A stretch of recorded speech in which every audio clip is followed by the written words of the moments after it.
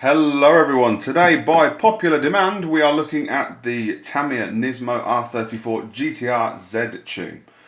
Now this is probably by far one of my favourite cars ever in the real world. I actually went shopping about 7 years ago, I think, probably 6 years ago, something like that. Went into a toy shop and just saw this model kit, and I think that's probably the first thing that actually got me into modelling.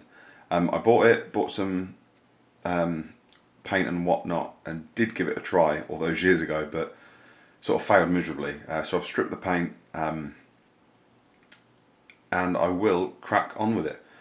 It's on my to-do list to do once I've finished a couple of the other kits that I'm building, and you'll be getting some progress videos of those as well.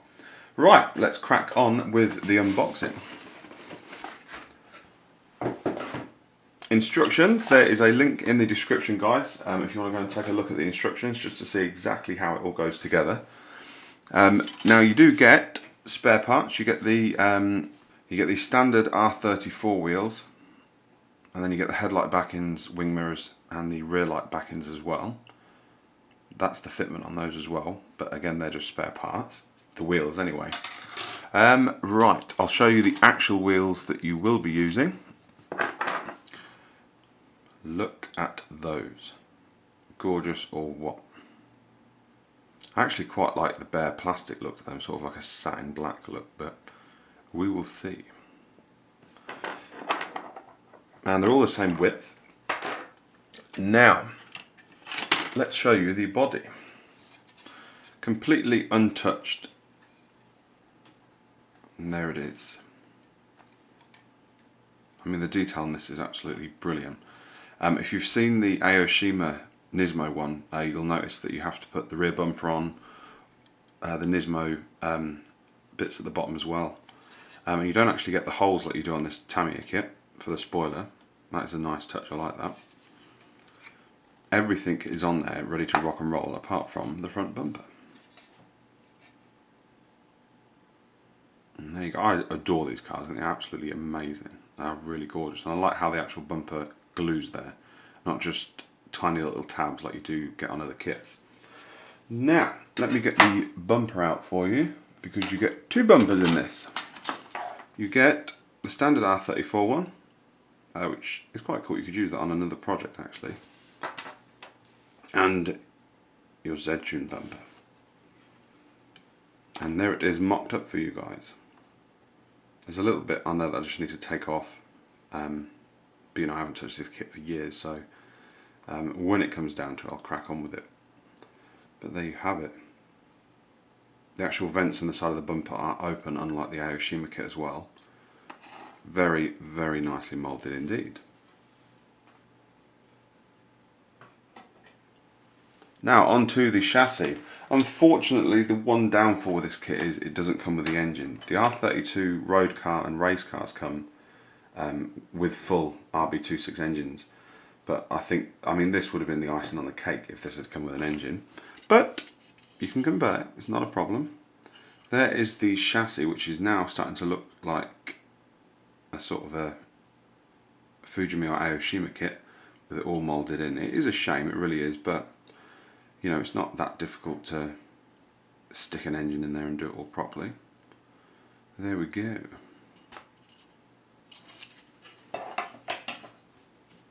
Now on to one of the sprues. Some bits I've taken off these, some I haven't. Excuse me. Now, you've just got the general sort of bits. Wipers, suspension parts, subframe, etc. Your brakes. The suspension is very detailed on this. And you've got the exhaust as well, interior mirror, and again just your general rear suspension parts as well, anti-roll bars, etc. Drive shafts and whatnot. And on to the final, second to last sprue. You've got the interior tub, which again is very nice. It's nice that the door cards are separate as well. It does make life a lot easier if you're flocking or anything like that. Any detail work you want to do. Intercooler. There you have it. and you've got the gear shifter and steering wheel as well. And there are your door cards. Very, very nicely moulded, a lot of detail in there as well. Standard R34 seats there, wing mirrors. You've got the multifunctional display there as well, and your dashboard, which I'm going to have to do upside down, I'm afraid. The tripod's getting in the way, sorry. And there you go. Really, really crisp details on that as well. Very nice indeed.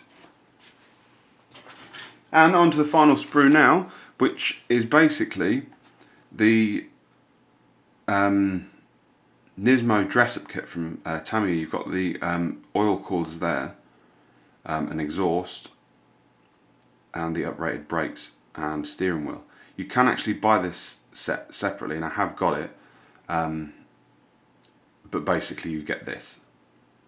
You get that Nismo decals and the Nismo extensions for the skirts and the rear bumper. That's about it really. Oh, and the Nismo wheels as well. Oh, I lied. We have the clear sprues, of course. You've got the interior windows, etc. Front and rear lights. Every single thing is moulded in clear, which is nice. And you've also got the diffusers as well, which is very nice. On the Aoshima kit, they are moulded black. And I actually went to town on, you know, weathering it and detailing it and everything. Then put the diffusers on, everything was covered up. And it would be nice actually to keep these clear to see all the details behind them. So yeah, very, very nice. Now on to your decals. I will mention as well, you do get standard R34 skirts as well. You know, just another thing you can stick in the parts box, and some poly caps. Now on to your decals and things like that. I'll start off with your window masking templates, which are godsends, because that's probably the worst thing in car modelling for me. I can't stand doing the inside of windows, but with the cutouts it makes life 10 times easier. You also have some metal decals as well. You've got the Nissan badge, GTR badges, Nismo and Z-Tune as well, and a very small Nissan one, which I presume is for the steering wheel. And onto your normal decals, you've got just the general sort of ones, Nismo plates, Z-Tune plates. You've got a little Brembo and Nismo decals as well, which I presume are for the brakes. A little GTR emblem as well for the MFD. Third brake light is a decal as well, which is a shame. And yeah, dials, etc, etc. You also get some generic mesh as well, just the normal black mesh that you get with Tamiya kits. So yeah, let me know what you think, guys. I know you all wanted to see this unboxed, and it is a fantastic looking kit. Even if you built it curbside without the engine, it's still going to make a brilliant kit. But I am slightly biased because I love the cars. But you know, it's definitely worth getting. I highly recommend them. The box art alone just sort of sells itself, really. But you know, as usual with Tamiya, it's great stuff. And I have done some mock-ups, and it all does fit very, very nicely. So yeah, let me know what you think, guys. It's good to be back. Again, this is the first kit unboxing I've done for a very, very long time, so I might be a little bit rusty, but I'll get back into the swing of things. So yeah, I will see you in the next videos, guys. If you could just give me a like, if you would, leave a comment. Always nice to hear from my subscribers, and I will see you very, very soon. Take it easy. Bye-bye.